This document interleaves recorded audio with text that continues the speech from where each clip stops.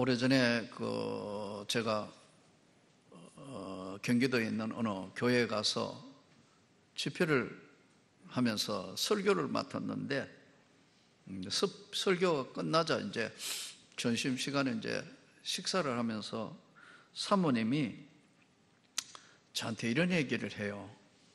이분은 이제 자기가 사모가 된 이야기를 하시는 거예요. 뭐 교회도 그렇게 크지는 않고 그런데 아마 이제 겨우 개척교회면은 그런 교회 같아요. 아담한 그런 교회인데 이런 이야기를 하세요. 자기는 장로님의 이제 가정에서 태어나서 어려서부터 신앙생활을 했고 예수를 믿었습니다. 그런데 이제 그 예수를 믿고 신앙생활을 했는데 사춘기쯤 돼가지고 피부병이 왔는데 낫지를 안 하더라는 거예요. 얼굴에 껍질이 벗겨지고 또 벗겨지고 온몸이 뱀 허물 벗는 것처럼, 특히 얼굴은 더 심해서 이제 사람들하고 자꾸 피하고 나갈 수도 없고, 그래서 생활을 해서 피부병 치료하려고 뭐 병원에도 가고 온갖 약도 쓰고 한의원에도 다니고 했는데 안 낫더라는 거예요. 그래서 이제 점점 사람으로부터 이제 소외되고, 우리 요즘 마스크 끼고 뭐 다 나가는 것처럼 그때 마스크 끼는 시대도 아닌데 마스크 하고 얼굴을 이제 가려서 다니고 그랬대요. 그런 세월을 살면서 이제 긴 시간 지냈는데 결혼 홍기도 지나가고 있는 그 시기에 친구가 교회도 안 나가던 친구가 연락이 왔더래요. 그래서 나중에 그 친구가 물어오고 어떠냐고 하고 가까이 와서 그러면서 자기 보고 한번 그러더래요. 우리 교회에 한번 오셔가지고 한번 같이 예배를 드리면 좋겠다. 우리 교회에 이렇게 집회를 하는데 한번 초대를 할게 그러더래요. 그래서 속으로 이렇게 생각했대요. 내가 장로님 딸인데, 그리고 내가 얼마나 오랫동안 예수를 믿고 기도를 얼마나 했고 온 집안도 다 기도했고 뭐 자기도 많은 시간 기도했는데 뭐 이거 고칠 수 없는데 뭐 이게 그러냐 했는데, 하도 친구가 자기한테 전화 오는 사람도 없고 자기는 이미 이제 세상하고 담을 쌓고 사니까 하도 그래서 갔대요.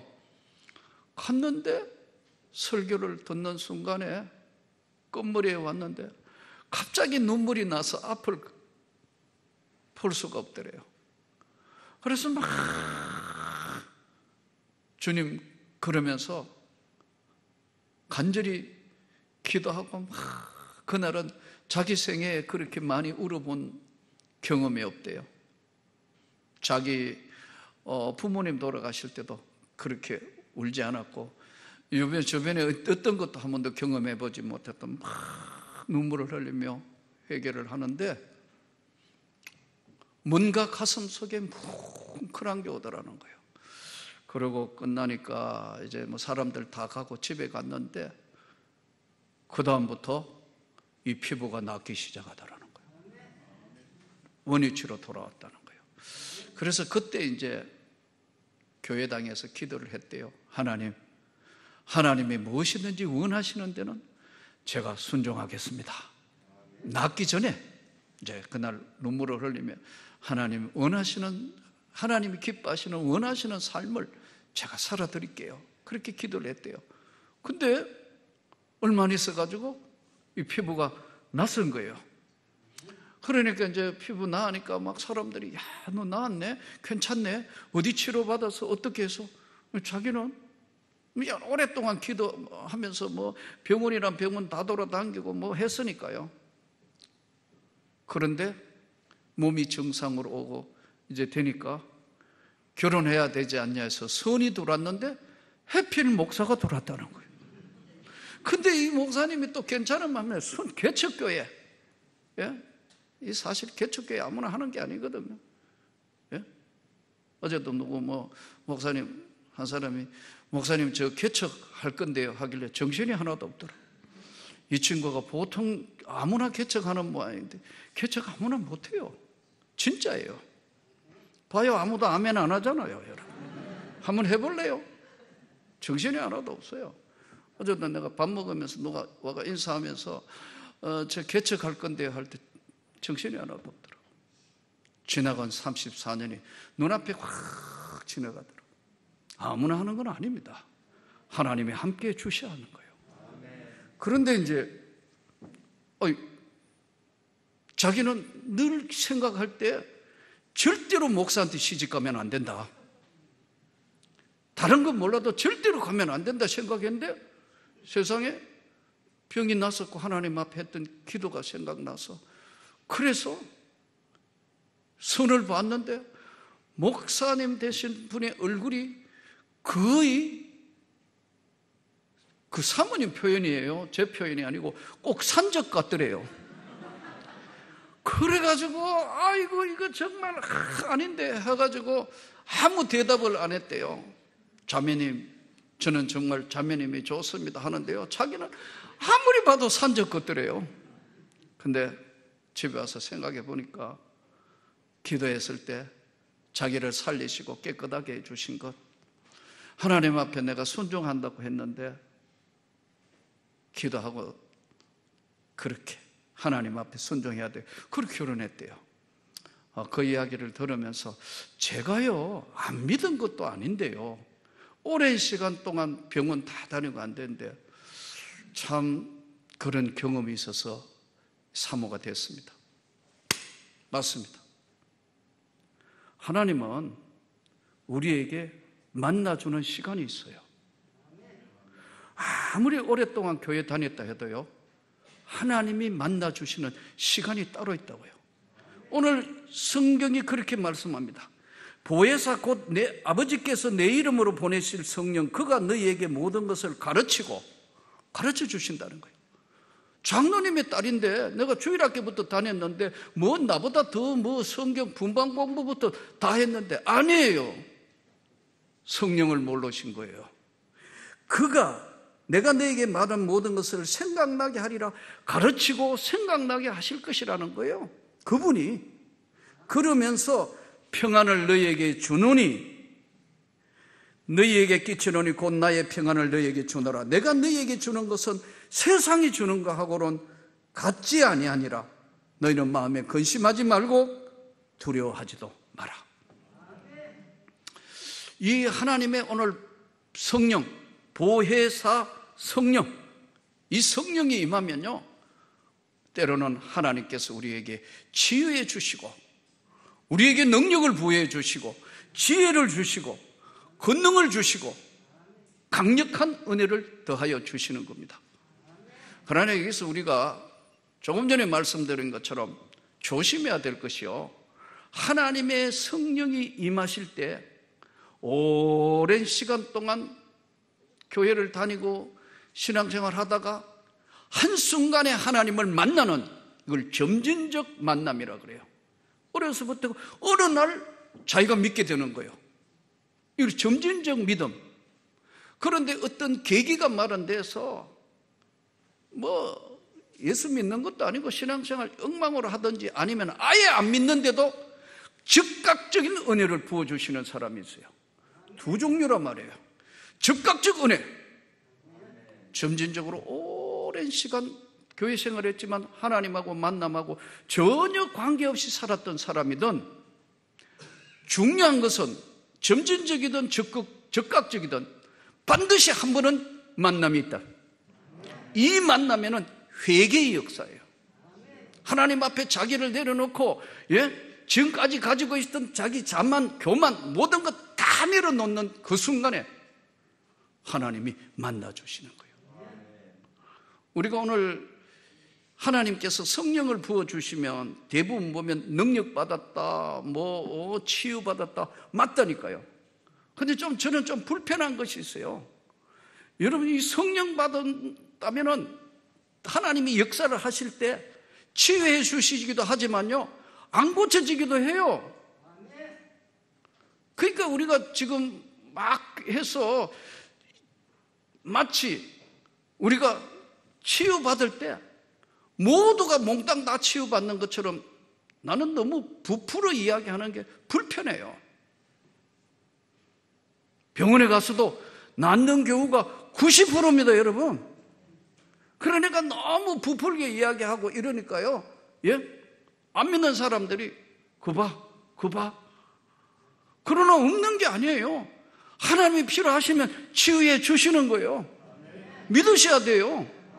그러나 이것이 마치 모든 것들이 다 치유받을 수 있도록 너무 그렇게 이야기하니까 안 믿는 세계의 사람들이요, 우리를 오히려 이상한 사람으로 본다는 거예요. 하나님이 필요하실 때 특별한 능력이, 치유사역은 특별한 능력이 아닙니다. 예수 이름으로 성령님이 하시는 거예요. 예수 이름으로 하나님이 그분이 필요할 때 하시는 거예요. 그러니까 이게 모두 다 하는 게 아니라고요. 또 특별한 사람이 하는 것이 아니라고요. 하나님이 아까 말씀드린 그 사모님 그냥 왔다가 친구 이야기 듣다가 말씀 듣는 순간에 하나님이 역사를 하시는 거예요. 예. 그렇다고 다 고치는 건 아니다는 거예요. 기적이 다 기적이 아니라는 거예요. 그러나 실망하지 말고 하나님 앞에 은혜를 구하셔야 되는 거예요. 이 은사나 능력을 너무 막 이상하게 해가지고 부풀게 하고 하니까요, 이게 뭔가 해가지고 오히려 우리를 혼란하게 하는데, 성령은 말씀이 성령이에요. 기도할 때마다 하나님께서 주시는 생각나게 하는 것이 성령의 역사예요. 깨닫게 해주시는 것이 성령의 역사예요. 나의 평안을 너희에게 주노라. 내가 주는 평안은 세상이 주는 평안하고는 다른 거다는 거예요. 근데 이걸 세상이 주는 평안하고 동일시 하다가 보니까요, 뭘 성공해야 되고 뭐 이루어져야 되고 뭐 다 이렇게 하니까요, 이거 아닌 거예요. 그러나 여러분, 하나님이 역사하시면 반드시 또 하나님이 응답을 주시는 거예요. 그게 성경이에요. 하나님 앞에 우리가 믿음으로 나가야 되는 이유가 여기에 있어요. 금요 기도회 때도 잠깐 말씀드렸지만, 구미에서 오신 그 할머니 권사님 손주가 그러니까 뭐가 간절히 기도하더라고. 병원에 가니까 거의 불치라고 안 된다는데, 그거 보세요. 고쳐지가 화요일날 교회 오시려고 그랬다고. 목사님 한번 시간을 내주시라고. 제가 한 게 아니에요. 그분이 하나님 앞에 간절히 기도함으로 하나님이 역사하시는 거라니까요. 우리가 오늘 또 이 성령에 대해서 잘 가는데, 점진적으로 오래 믿다가 한순간에 깨지는 거예요. 하나님, 내 믿음이 다 정말 하나님 앞에 너무 부족했습니다. 용서하시라고. 그 순간에 하나님이 성령을 부어주시는 거예요. 또 즉각적으로 부어주시기도 하고요. 이 성령의 역사는요, 변화의 역사고 은혜의 역사고 열매의 역사고, 그분이 살아계신다는 걸 존재론적으로 확신하는 거예요. 우리는 오늘 성령 강림절에 너무 혼돈된 성령론으로 인해서 막 헷갈리는 경우들이 많아요. 예수님 오늘 말씀하시죠. 내가 너희에게 주는 평안은 세상이 주는 것하고는 같지 않다. 세상에서 소위 이야기하는 성공, 성취, 이런 것과는 같지 않다. 틀렸다는 건 아니에요. 같지를 않다는 거예요. 다르다는 거죠. 종류가 좀. 세상에 있어서의 이 평안은 조건적이에요. 뭐가 이루어져야 충족될 때 건강, 성진, 자녀, 모든 것 잘 될 때 그것이 이루어진 것으로 생각해요. 틀린 건 아니에요. 그러나 비조건적인 것은 하나님이 은혜를 부어주셔서 그게 행복한 거예요. 그게 평안한 거예요. 내가 너에게 주는 평안은 세상과 같지 않다. 생각나게 하고 깨닫게 하고 가르치게 하고 세상이 주는 것과 같지 않다. 근심하지 말고 두려워하지 마라. 이게 오늘 성령 강림절에 우리에게 주시는 은혜. 우리 모두에게 이 은혜가 충만하기를 축복합니다. 이스라엘 백성들이 착각한 게 하나 있어요. 이스라엘 백성들은 이 평안하고 행복하다는 것을 이꼬르로 생각했어요. 동일하다고 봐도. 평안, 행복. 제가 한번 여쭤볼게요. 여러분 정말 행복하신 거예요? 아, 진짜 행복하신 거예요? 예. 저보고 안 물어보세요. 목사님 행복하세요? 아니요. 나는 행복하다는 말에는 동의를 할 수가 없어요. 왜냐하면 행복과 평안은 다르다니까요. 행복은 생각과 영적인 것이지 이 평안하고 이게 이꼬르가 되기도 하지만 다릅니다. 이스라엘 백성들에게 신명기 33장 29절에는 이렇게 말씀해요. 이스라엘이여 너는 행복한 사람이로다. 여호와의 구원을 너같이 얻은 백성이 누구냐? 그는 너를 돕는 방패시고 내 영광의 칼이시로다. 내 대적이 내게 복종하려니 내가 그들의 높은 곳을 밟으리로다. 행복하다. 제가 그렇다고 여러분 우리 목사님은 불행하다 생각하는 모양이다. 아니요. 행복하다 불행하다는 것은 굉장히 주관적이란 말이에요. 저에게 이렇게 물어주세요. 목사님 평안하십니까? 이스라엘 백성이 원점으로 돌아갈 때 살롬, 주의 평화가 함께 하시기를. 근데 이 이스라엘 백성들이 과연 그러면 진짜 평안했느냐 행복했느냐? 이스라엘 백성 어떻게 됐어요? 성경 구약 성경을 전체를 보니까 여러분 애굽이 종됐어요. 예? 그래서 하나님이 모세를 통해서 또 이제 약속의 땅으로 가는데 수많은 시간 홍해도 건너고 요단강도 건너고 수많은 전쟁해가 가야 되는데 이게 뭔 행복한 거예요? 행복이라는 것은 아까 말씀드린 것처럼 굉장히 주관적이에요.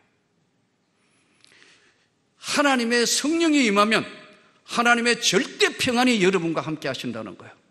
여기서 누리는 평안이 바로 성령이 주시는 은혜예요. 이것을 통해서 느끼는 행복감이라면 저도 오케이, 맞습니다. 받아들입니다. 그런데 조건에 있는 행복은 잘못 그 조건이 없어지면 불행해져 본다. 이런 행복은 아까 말씀드린 것처럼 조건적인 것은 스스로가 하나님 앞에 절대 평안을 누릴 수가 없는 겁니다. 성령이 주시는 것은 절망을 소망으로, 또 성령이 주시는 것은 슬픔을 기쁨으로, 저주를 축복으로, 죽음을 영생으로 바꾸는 것이 바로 하나님의 은혜예요. 가끔 보면 이제 그 TV 같은 거 이렇게 보면은 세터민이라고 탈북민들 이렇게 와서 참 한국에 와 정착 과정 뭐 이런 이야기들을 쭉 하면서 탈북하다가 다시 북송돼 가가지고 뭐 몇 년을 지금 그 가서 고생했던 이야기 이런 거 하면은 모든 분들이 다 우시더라고요. 눈물을 흘리고. 저는 그분들을 보면서 이런 느낌을 받아요. 하나님이 치료하고 계신다. 과거에 있었던 북한에서 있었던 그 고통스러운 것을 그걸 다 치료하고 계신데 상당수 분들이 하나님 믿는 백성들이 많더라고요. 뭐 TV에는 뭐 이렇게 특정 종교 이야기를 못하니까 그렇겠지만, 근데 깨달은 게 뭐냐면요, 이분들이 느끼는 평안, 기쁨, 우리는 그것을 삼자의 입장에서 보잖아요. 그렇기 때문에 여러분 진짜 평안하고 그 평안에서 주는 절대적인 평안이 누리는 행복은요, 세상 조건하고 다른 거예요. 다른 거라고. 그래서 예수님이 내가 너희에게 평안을 주노니 세상이 주는 조건적인 게 아니고 조건 없는 평안, 기쁨, 그 영광으로 치유받기를 원합니다. 그 영광으로 다시 일어서기를 원합니다. 여러분의 삶의 가정에 하나님이 역사하시기를 축복합니다. 그것이 바로 오늘 성령이 임하셔서 오순절 성령 강림 때 저들은 수많은 사람 300년 동안 핍박을 받았습니다. 여러분 잡혀 죽기도 하고 고통을 받고 옥에 갇히기도 했지만 포기하지 않는 것은 절대적인 평안, 세상이 주는 평안이 아닌 그 은혜를 입었기 때문에 그들은 승리를 했고, 드디어 세상에 교회가 세워지면서 하나님이 역사를 시작해서 복음이 땅끝까지 전해졌고, 여기 선교사들이 목숨 걸고 이 조선 땅에 와서 세운 교회들로 인하여 저와 여러분이 구원을 받았습니다. 오늘 절대적인 성령이 강림하는 것, 교회는 하나님의 성령이 역사하시고 성령이 인도하시고 성령이 세우게 하시고 성령이 축복하시는 거예요. 여러분의 가정과 저의 삶뿐만 아니라 여러분의 삶 전체도 하나님의 성령이 충만해야 이 모든 것들이 다 이루어지며 하나님의 영광이 나타나는 겁니다. 내가 주는 것은 세상이 주는 것하고는 다르다. 나는 여러분들의 삶이, 정말 사랑하는 성도 여러분의 삶이 다 치유받기를 원합니다. 하나님의 역사가 나타나기를 원합니다. 그러나 의사 잘 만나는 것도 하나님 축복입니다. 본인에게 맞는 약 만나는 것도 하나님의 축복이고, 여러분 성령의 역사가 아니면 그걸 만날 수가 없습니다. 그것이 바로 성경이 내가 주는 평안, 조건이 없는 하나님의 주시는 이 평안, 정말 누릴 수 있으면 좋겠습니다. 그래서 가끔 그런 분들 이야기해요. 여러분, 그분들 중에서 누가 한번 묻더라고요. 북한에 안 태어난 게 정말 하나님의 은혜였습니다. 동의 안 하잖아요, 여러분. 그런데 그분들이 자기 눈물을 흘리면서 여기 와서 다시 정착해 가면서 하는 그 과정들을 보세요. 하나님이 주시는 절대 평안, 세상이 주는 거하고 다릅니다. 근데 이게요, 아까 말씀드린 건 점진적일 수도 있고 즉각적일 수도 있는데, 한 번은 하나님과의 그 놀라운 세계의 만남, 아마 제가 오늘 이 말씀을 전하면 어떤 분은 이럴 거예요. 저는 한 번도 없었는데요. 지금까지 한 번도 없는데요. 한 번도 없어도 정말 예수로 인하여 마음이 평안하면 여러분들은 그 하나님이 여러분과 함께 하시는 거예요. 다 면제시켜 버린 거예요. 그러나 반드시 다시 한번 돌아보세요. 여러분들이 이 절대적인 평안을 얻기까지는 한 번은 하나님과 만남이 있어요. 이게 어떤 결정적인 계기가 됐든 아니면은 썩 넘어가면서, 큰 산이 아닌 넘어가면서 만난 것 같지만 하나님과의 귀한 만남이 있기 때문에 저와 여러분의 삶에 성령이 생각나게 하고 깨닫게 하시고 가르쳐 주시고 마음의 근심과 두려움이 없도록 오늘 이 어려운 세상 살면서도 하나님이 함께 하시는 거예요. 저는 부디 오늘 성령 강림 주일에 주님이 주시는 절대적인 평안, 세상이 주는 것과 다르다는 것, 조건에 구애 없는 하나님의 넘치는 축복, 그 은혜가 사랑하는 성도 여러분 모두에게 임하시고 함께 하시기를 주의 이름으로 축복합니다.